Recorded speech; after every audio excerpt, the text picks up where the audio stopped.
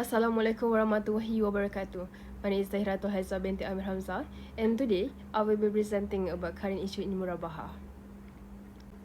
Now, I will start with introduction. Murabahah is a Sharia compliant financing method that plays an important role in Islamic finance. Murabahah falls under the concept of contract of exchange in Islamic banking.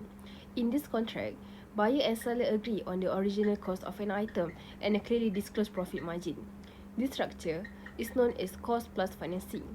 Unlike conventional loans, Murabahah is not interest-bearing, which makes it acceptable under Islamic law.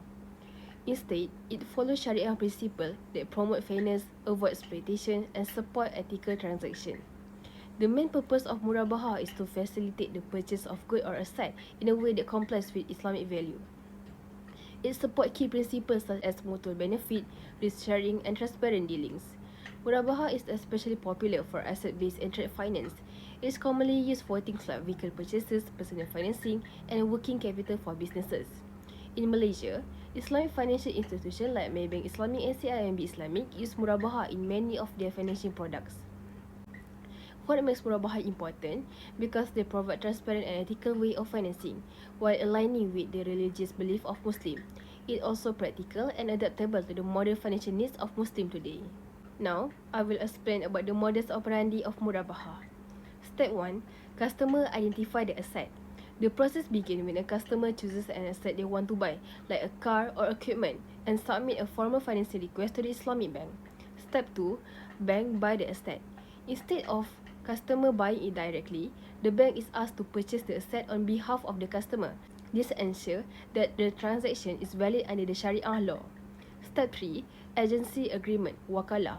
To make things smoother, the bank can appoint the customer as an agent through a wakalah agreement.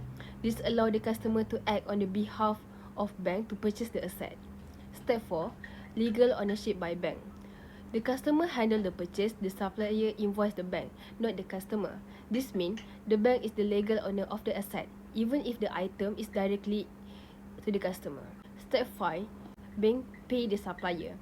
Once the asset is delivered, the bank pay the supplier in full.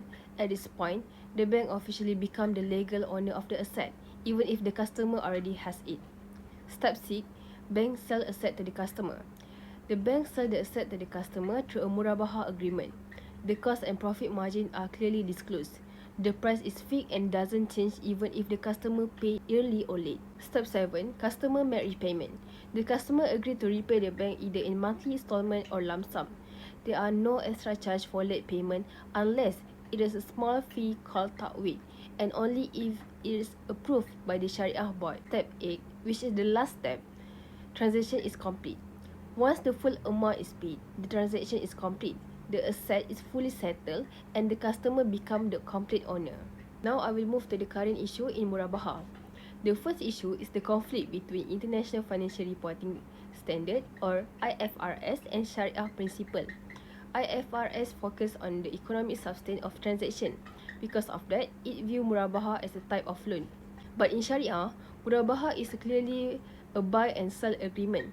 This difference in interpretation create a mismatch between financial reporting and Islamic value. As a result, financial statement may follow accounting rules but not fully reflect Sharia compliance, which is a serious issue in Islamic finance. The second issue is that Islamic banks are too dependent on Murabahah as their main product. Why? Because it is easy to structure, carries low risk, and offer predictable return. But relying too much on Murabahah lead to a lack of diversity in Islamic finance product. It also makes Islamic bank look very similar to conventional bank, which weaken their unique value and purpose. To overcome this, Islamic banks should also use contract like Mudarabah and Musyarakah, which focus on profit and risk sharing, and truly reflect Islamic financial ethics. The last issue is the use of interest-based benchmark like LIBOR to set profit rate in Murabahah contract. Even though Murabahah is a still transaction, using LIBOR make it seem like it's still tied to the conventional interest system. This creates confusion and raise doubt about whether Islamic banking is truly free from riba. Customers who expect something different from Islamic finance may feel disappointed. This harms the credibility of the whole industry. So, it is important for Islamic bank to start developing their own Sharia compliant benchmark to ensure their pricing method match with Islamic value. In conclusion, These three issues, conflict with IFRS, overuse of Murabahah, and reliance on interest-based benchmark, are important challenges that Islamic finance must address. Solving this problem will help protect the integrity of Islamic banking and keep it aligned with the true spirit of Sharia. That's all from me. Thank you.